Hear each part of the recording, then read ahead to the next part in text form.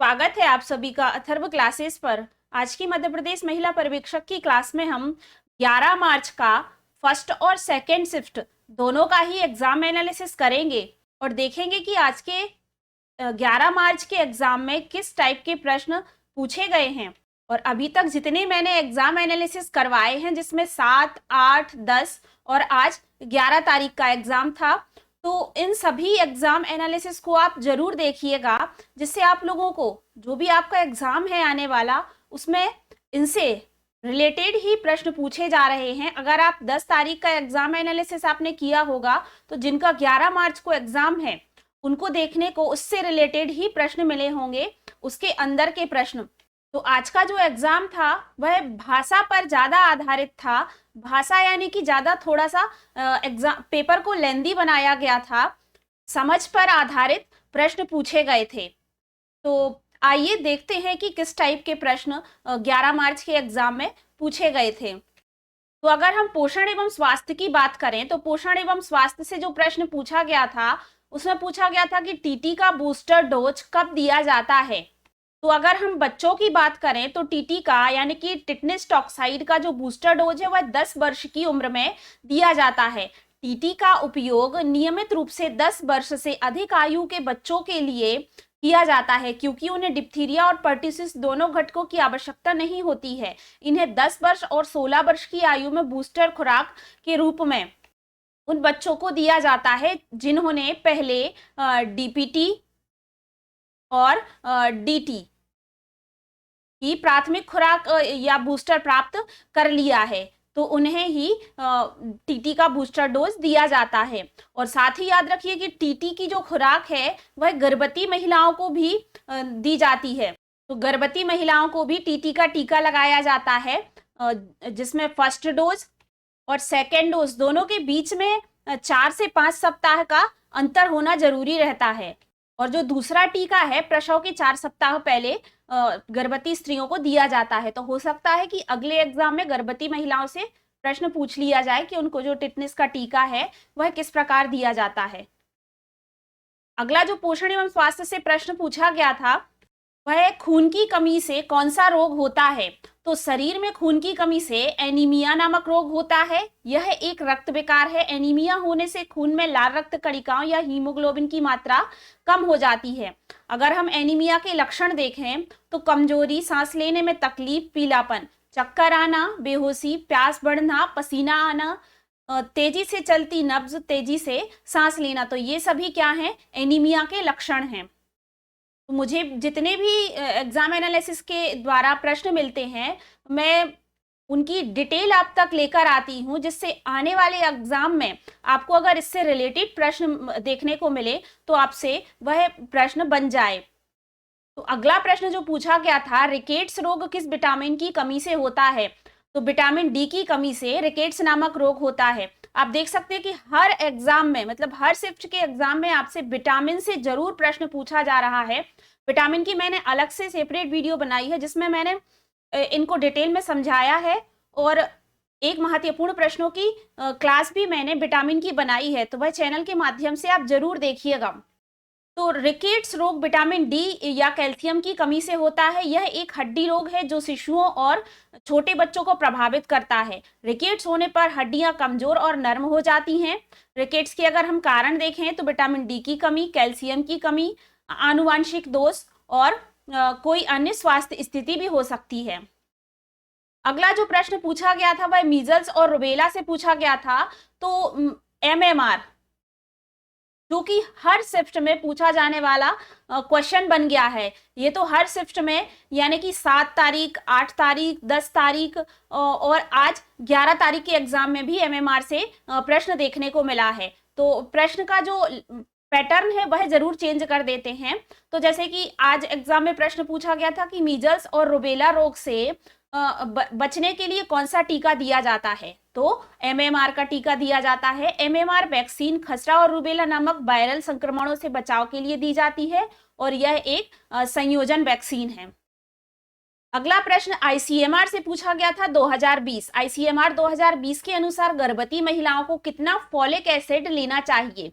तो याद रखिएगा, आईसीएमआर 2020 के अकॉर्डिंग जो गर्भवती महिलाओं को फॉलिक एसिड की मात्रा है वह 600 मिलीग्राम लेनी चाहिए, 600 माइक्रोग्राम लेनी चाहिए। तो अगर आपको कोई चिकित्सीय स्थिति है तो डॉक्टर ज्यादा फॉलिक एसिड लेने की सलाह देता है। अगर आपको इसकी ज्यादा कमी है तो चिकित्सक की सहायता से इसको ज्यादा लेने की सलाह दी जाती है।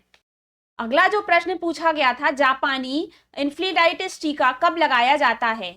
तो जापानी इन्फ्लूएंजाइटिस टीका 9 महीने में बच्चे को लगाया जाता है और इस टीके की खुराक उम्र के आधार पर तय की जाती है। तो बच्चे को टीका लगवाने का हम समय देख लेंगे एक बार। तो 9 महीने की उम्र में खसरे के साथ पहली खुराक, 16 से 24 महीने की उम्र में डीपीटी बूस्टर के साथ दूसरी खुराक, संक्रमण का खतरा रहने पर 1 से 2 साल बाद बूस्टर खुराक, और वयस्कों का अगर हम टीका लगाने का समय देखें तो 18 साल से ज्यादा उम्र के वयस्कों को एक खुराक दी जाती है इसकी।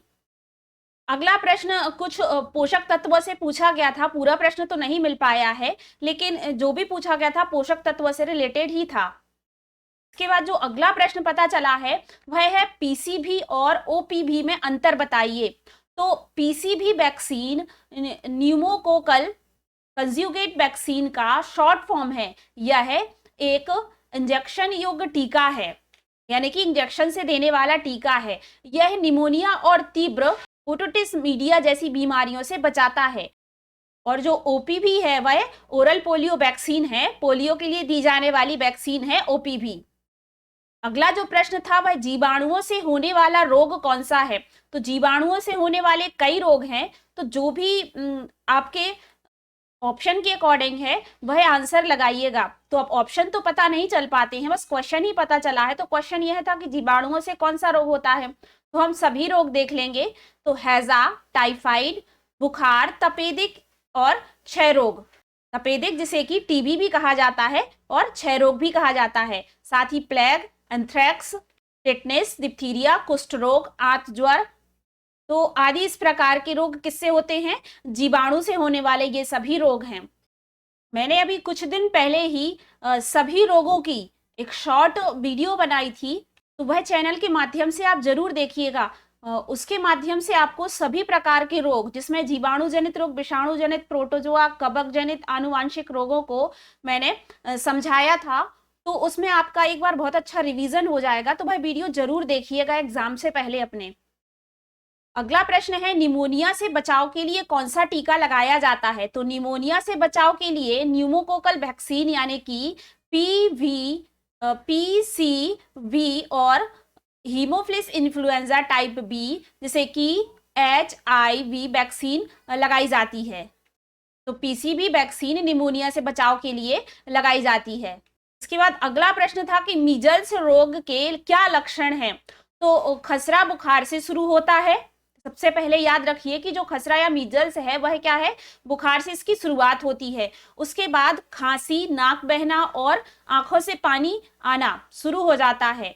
फिर लाल चकत्ते निकलते हैं। सबसे पहले सिर पर लाल धब्बे दिखाई देते हैं और फिर शरीर के बाकी हिस्सों में यह फैल जाते हैं।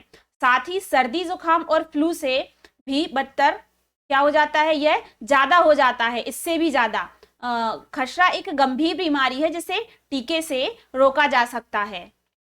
तो ये सभी मीजल्स यानी कि खसरा रोग के क्या हैं? लक्षण हैं। तो इन सभी में से जो भी ऑप्शन में दिया होगा उसको आप राइट आंसर लगाइएगा। अगला जो प्रश्न मुझे मिला है वह है, गर्भवती महिला को जिंक लेना क्यों जरूरी है? तो गर्भावस्था के दौरान जिंक लेना जरूरी है क्योंकि यह बच्चे के विकास और स्वास्थ्य रहने के लिए जरूरी होता है। साथ ही यह माँ के लिए भी फायदेमंद है। तो गर्भावस्था में जिंक लेने के फायदे देखेंगे तो कोशिका विभाजन, प्रोटीन संश्लेषण और वृद्धि में मदद करता है। बच्चों के अंगों और कंकाल के विकास में मदद करता है। बच्चे के तंत्रिका और संचार प्रणालियों के विकास को बढ़ावा देता है। तो ये सभी गर्भावस्था में जिंक लेने के फायदे हैं। अगला जो प्रश्न था वह है, दहेज एक्ट में दंड का प्रावधान किस धारा में किया गया है? तो अभी मैंने कुछ दिन पहले ही सभी प्रकार के नियम, अधिनियम और अधिकारों की एक शॉर्ट वीडियो बनाई थी जिसमें मैंने पूरे नियम, अधिनियमों को डिटेल में समझा दिया था, जिससे आपका बहुत अच्छा रिवीजन हो जाएगा उस वीडियो के माध्यम से। तो वह वीडियो चैनल पर जाकर जरूर देखें। उसमें मैंने धाराएं भी, जो भी इंपॉर्टेंट धाराएं हैं जिस अधिनियम से रिलेटेड, तो उन धाराओं को भी समझाया है। तो कल के एग्जाम में, 10 तारीख के एग्जाम में और 11 तारीख के एग्जाम में हमें धाराएं देखने को मिली हैं। तो कुछ धाराएं भी जो इंपॉर्टेंट है वह पढ़ के जाइएगा। तो आज का जो प्रश्न था वह पूछा गया था कि दहेज में दंड का प्रावधान किस धारा से है। तो सबसे पहले तो हम दहेज अधिनियम की बात करें तो दहेज निषेध अधिनियम 1961 की धारा 3 में दहेज लेने और देने के लिए दंड का प्रावधान है। इसके अलावा दहेज से जुड़े अपराधों के लिए भारतीय दंड संहिता आईपीसी की धारा 498A और धारा 304B में भी प्रावधान है। दहेज निषेध अधिनियम की धारा के तहत दंड दहेज लेने या देने के लिए 5 साल की जेल हो सकती है और जुर्माना 15,000 रुपए या उससे भी ज्यादा हो सकता है। तो दहेज का मूल्य और जो भी ज्यादा हो, दहेज लेने या देने के लिए उकसाने पर भी दंड का प्रावधान है। तो इस प्रकार यह धारा 3 में बताया गया है दंड के बारे में। और आगे मैंने प्रश्न लिख दिए हैं कि हो सकता है आने वाले एग्जाम में इस प्रकार प्रश्न पूछे जाएं कि दहेज मांगने का महिला पर क्या असर पड़ता है। दहेज प्रतिषेध अधिनियम में कितनी सजा का प्रावधान है, तो 5 साल की सजा का प्रावधान है। अगला जो प्रश्न था वह घरेलू हिंसा अधिनियम लागू कब हुआ। तो आज के एग्जाम में नियम अधिनियम से ज्यादा प्रश्न देखने को मिले हैं। तो सबसे पहले हमने दहेज निषेध अधिनियम के बारे में देखा, दूसरा प्रश्न ही हमें घरेलू हिंसा अधिनियम से देखने को मिला। तो घरेलू हिंसा से महिला का संरक्षण अधिनियम 2005 भारत की संसद द्वारा पारित एक अधिनियम है, जिसका उद्देश्य घरेलू हिंसा से महिलाओं को बचाना और पीड़ित महिलाओं को विधिक सहायता उपलब्ध कराना है। अगर हम इस अधिनियम के लागू करने की बात करें तो यह 26 अक्टूबर 2006 को घरेलू हिंसा से अधिनियम लागू हुआ। अगला प्रश्न पूछा गया था आईसीपीएस योजना की शुरुआत कब की गई। तो आईसीपीएस योजना, जिसका जो पूरा नाम है वह इंटीग्रेटेड चाइल्ड प्रोटेक्शन स्कीम है, यानी कि एकीकृत, मैं यहां पर लिख देती हूं, एकीकृत बाल संरक्षण योजना, जिसकी जो शुरुआत है वह 26 फरवरी कर लीजिए आप, यहां पर 26 फरवरी है। 26 फरवरी 2009 को आईसीपीएस योजना की शुरुआत की गई। तो इसके उद्देश्य भी एक बार आप सुन लीजिए। तो आईसीपीएस के जो उद्देश्य है वह देश भर में बाल संरक्षण के लिए समर्पित और गुणवत्तापूर्ण कर्मियों, संरचनाओं और सेवाओं की सुरक्षा जाल स्थापित करना इसका प्राथमिक उद्देश्य है। अगला जो प्रश्न था वह क्रैच योजना क्या है। तो क्रैच योजना कामकाजी माताओं के बच्चों की देखभाल के लिए डे केयर सेंटर, जिसे कहा जाता है, की सुविधा प्रदान करती है। तो क्रैच, जिसे आप डे केयर सेंटर भी कह सकते हैं, इसके जरिए क्या होता है, उन्हें सुरक्षित और पोषण युक्त वातावरण में देखभाल सुनिश्चित की जाती है। इसके द्वारा जिनके माता पिता काम पर होते हैं तो उनकी सुरक्षा इस क्रैच योजना के अंतर्गत की जाती है। आगे कंप्यूटर से 4 प्रश्न थे। तो एमएस वर्ड, एक्सेल यानी कि एमएस ऑफिस से ज्यादा प्रश्न देखने को मिले हैं। इसके बाद मैथ्स की बात करें तो मैथ्स से ज्यादा प्रश्न तो पता नहीं चल पाए हैं, लेकिन फिर भी रेशियो से एक प्रश्न, एसआई से एक प्रश्न और प्रतिशत से 2 प्रश्न देखने को मिले हैं। और रीजनिंग की अगर हम बात करें तो रीजनिंग के 7 से 8 प्रश्न देखने को मिले हैं। और इसी रीजनिंग में ही मिरर इमेज से प्रश्न ज्यादा देखने को मिले हैं। अब इसके बाद हम बाल विकास को देखेंगे, शिशु की प्रारंभिक देखभाल की, उससे कितने प्रश्न पूछे गए हैं दोनों शिफ्टों में। तो 1098 यानी कि 1098 चाइल्ड केयर लाइन किस मंत्रालय के द्वारा शुरू की गई थी। तो यह जो 1098 चाइल्ड केयर लाइन है, यह महिला बाल विकास मंत्रालय द्वारा शुरू की गई एक केयर लाइन है, चाइल्ड केयर 1098 की जो शुरुआत है वह महिला एवं बाल विकास मंत्रालय ने की थी। और यह एक राष्ट्रीय स्तर की टोल फ्री फोन सेवा है। यह सेवा 24 घंटे उपलब्ध रहती है। तो चाइल्ड केयर 1098 की जो खास बातें हैं वह आप ध्यान दीजिए कि यह सेवा देखभाल और सुरक्षा की जरूरत वाले बच्चों के लिए है। कोई भी बच्चा या चिंतित वयस्क इस सेवा का इस्तेमाल करने के लिए 1098 डायल कर सकता है। यह सेवा पूरे देश में उपलब्ध है। अगला प्रश्न है कि एमनियोटिक द्रव क्या है। तो गर्भावस्था के दौरान भ्रूण को घेरे रहने वाला जो पानी है, पानी जैसा द्रव है, उसे ही एमनियोटिक द्रव कहते हैं। तो यह भ्रूण के विकास के लिए बहुत जरूरी है।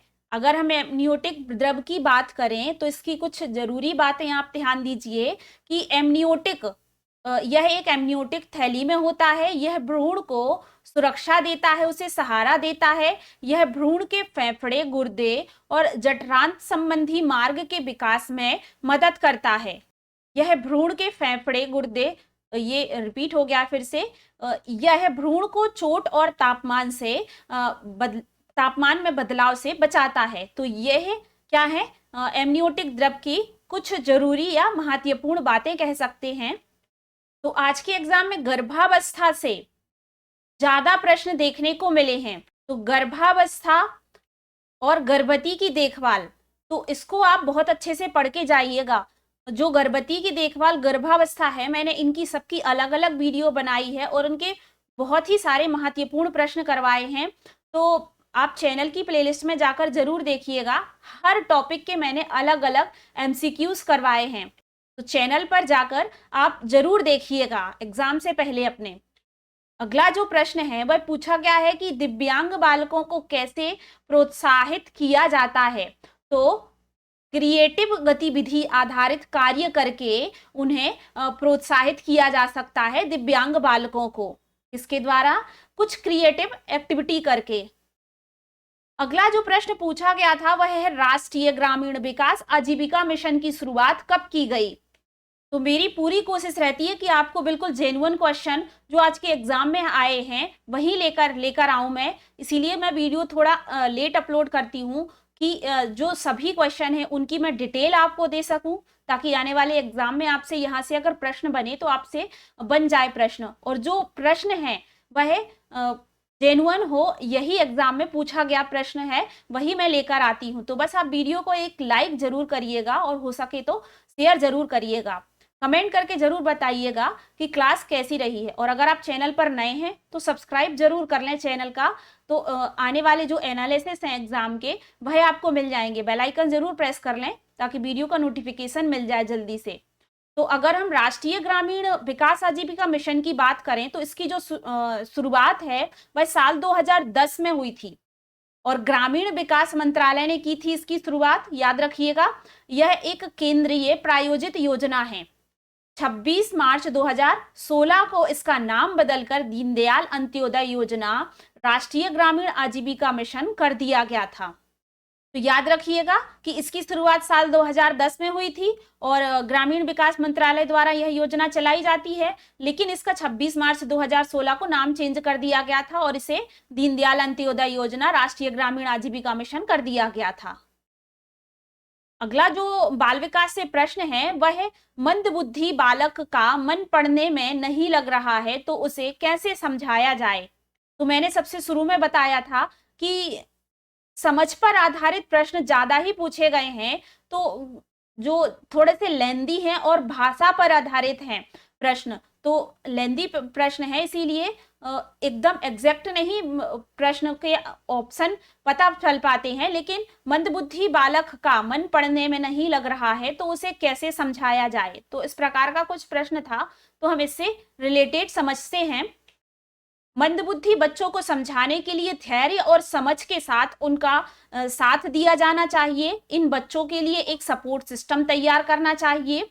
साथ ही याद रखिए कि मंदबुद्धि बच्चों को समझाने के लिए ये उपाय अपनाए जा सकते हैं जिसमें उनकी बातें ध्यान से सुने, उन्हें अच्छे और बुरे स्पर्श के बारे में बताएं, उन्हें बैठने और शरीर को सही ढंग से ढकने का तरीका सिखाएं, उन्हें आग, पानी और ऊंचाई से दूर रहने का तरीका सिखाएं, पेंसिल और रंगों से चित्र बनाने सीखने में उनकी मदद करें।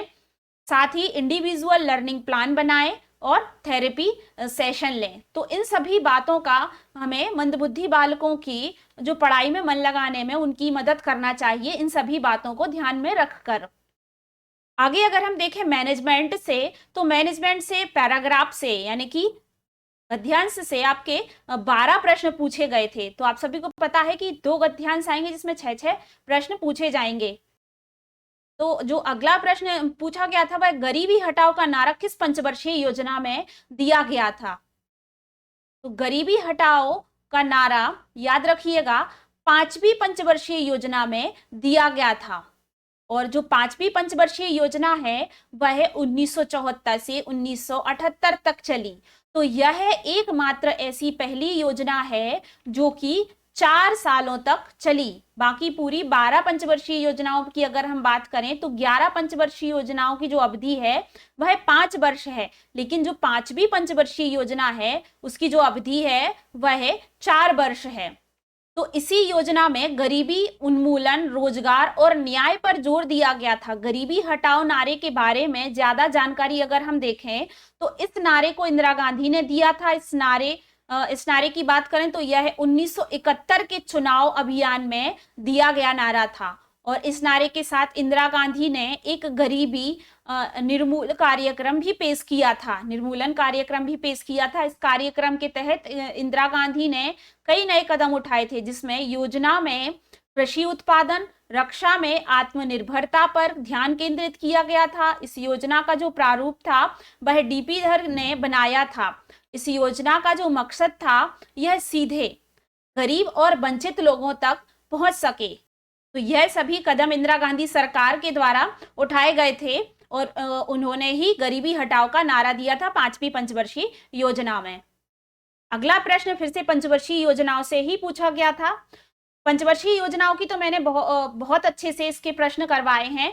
तो इसके लगभग 100 MCQs की अलग से मैंने पंचवर्षीय योजनाओं की ही वीडियो बनाई है और इनको मैंने काफी डिटेल में 12 पंचवर्षीय योजनाओं को बहुत अच्छे से समझाया है। इनकी शॉर्ट टिक भी बताई है किस प्रकार आप इनको याद कर सकते हैं, इनके सन वगैरह। तो आप दोनों वीडियो जिसमें मैंने डिटेल में पढ़ाया है पंचवर्षीय योजनाओं को और इनके महत्वपूर्ण प्रश्न, दोनों वीडियो ही जरूर देखिएगा एग्जाम से पहले। तो 9वीं पंचवर्षीय योजना का उद्देश्य पूछा था। सबसे पहले तो 9वीं पंचवर्षीय योजना की आप डेट याद रखिएगा, 1997 से 2000 तक रही है। और साथ ही याद रखिए कि 9वीं पंचवर्षीय योजना भारत की स्वतंत्रता के 50 वर्ष बाद आई और इस दौरान अटल बिहारी वाजपेयी जी भारत के प्रधानमंत्री थे। इस दौरान 9वीं पंचवर्षीय योजना के दौरान 9वीं पंचवर्षीय योजना का मुख्य रूप से जो उद्देश्य था वह देश में अव्यक्त और अज्ञात आर्थिक क्षमता का उपयोग करके आर्थिक और सामाजिक विकास को बढ़ावा देने का प्रयास किया गया इस योजना के तहत। तो आर्थिक और सामाजिक विकास को बढ़ावा देना ही 9वीं पंचवर्षीय योजना का मुख्य उद्देश्य है। अगला प्रश्न नेतृत्वकर्ता का गुण कैसा होना चाहिए? नेतृत्वकर्ता के गुण के बारे में पूछा गया था। तो हम सभी गुणों को देख लेंगे कि अच्छे नेता में ये सभी गुण होने चाहिए, जिसमें वह है यानी कि उसके अंदर अच्छा कम्युनिकेशन, अच्छा संचार का माध्यम उसके अंदर होना चाहिए, दूसरों से बातचीत करने का कौशल, सुनने का कौशल, दूसरों का बात सुनने और उनका समस्या को समझने, लचीलापन, परिस्थितियों के मुताबिक ढलना और बदलाव के लिए तैयार रहना, ईमानदारी, सहानुभूति, दूसरों के दुख दर्द को समझना और उनके साथ संवेदना साझा करना और दूरदर्शिता। तो ये सभी गुण अच्छे नेता में होना बहुत जरूरी है। इसके बाद जो प्रश्न था वह संचार में एनकोडिंग का क्या अर्थ है? तो संचार में एनकोडिंग का मतलब है विचारों को प्रतीकात्मक रूप में रखना या किसी संदेश को कूट भाषा में बदलना। यह संचार की प्रक्रिया का एक हिस्सा है। एनकोडिंग की मदद से ही यह किया जाता है। इसके बाद अगला प्रश्न ऐसा था कि एक नेतृत्वकर्ता के रूप में आंगनवाड़ी कार्यकर्ता के क्या कार्य हैं? तो कुछ इस टाइप से ही प्रश्न था, एग्जैक्ट तो नहीं पता है मुझे। तो इस टाइप से कुछ प्रश्न था कि एक नेतृत्वकर्ता के रूप में जो आंगनवाड़ी कार्यकर्ता है तो उसके किस प्रकार के कार्य होंगे। तो अगला जो प्रश्न था वह मनोसामाजिक विकास का सिद्धांत किसने दिया? तो मनोसामाजिक विकास का सिद्धांत याद रखिएगा एरिक एरिक्सन ने दिया। मनोसामाजिक विकास का सिद्धांत एरिक एरिक्सन ने दिया। और जो सिगमंड फ्राइड हैं, इन्होंने मनोविश्लेषण सिद्धांत दिया है। तो याद रखिएगा, दोनों अलग अलग हैं। हो सकता है प्रश्न आपसे ये पूछा गया हो एग्जाम में कि मनोसामाजिक विकास का सिद्धांत किसने दिया, तो एरिक एरिक्सन ने। अगर सिगमंड फ्राइड ऑप्शन में था, तो अगर सिगमंड फ्राइड का हम देखें तो सिगमंड फ्राइड ने व्यक्ति के 5 मनोलैंगिक चरणों के बारे में बताया है कि इन्होंने कहा है कि व्यक्ति इन 5 मनोलैंगिक चरणों से गुजरता है, यानी कि इन्होंने मनोविश्लेषण सिद्धांत के बारे में बताया है सिगमंड फ्राइड ने। अगला प्रश्न आपसे 11वीं पंचवर्षीय योजना से प्रश्न पूछा गया था, तो आप चैनल की प्लेलिस्ट में जाकर सभी पंचवर्षीय योजनाओं को जरूर पढ़िएगा। इससे संबंधित एमसीक्यूज भी पढ़िएगा अपने आने वाले एग्जाम से। इसके बाद पिछड़े बालक से एक प्रश्न पूछा गया था, और अवस्थाओं से आज के एग्जाम में ज्यादा प्रश्न हमें देखने को मिले हैं। तो बालक की सभी अवस्थाएं, जिसमें शैशवावस्था, बाल्यावस्था, किशोरावस्था, प्रौढ़ावस्था, इन सभी अवस्थाओं को भी मैंने काफी डिटेल में पढ़ाया है। इनसे संबंधित सभी इंपॉर्टेंट पॉइंट को मैंने पढ़ाया है। तो आपको सभी प्रकार की वीडियो चैनल की प्लेलिस्ट में मिल जाएगी, और साथ ही आपको सभी यूनिट्स यानी टॉपिक्स के आपकी मैराथन क्लासेस भी मिल जाएंगी, जिससे आपको एक ही क्लास में आपका पूरा कवर हो जाएगा और एक बार बहुत अच्छा रिवीजन हो जाएगा। तो मैराथन क्लासेस जरूर देखिएगा। और आपको एमसीक्यूज की भी मैराथन मिल जाएगी, जिसमें मैंने बहुत ही ज्यादा एमसीक्यूज करवाए हैं सभी टॉपिक्स के। तो आज की क्लास में बस इतना ही।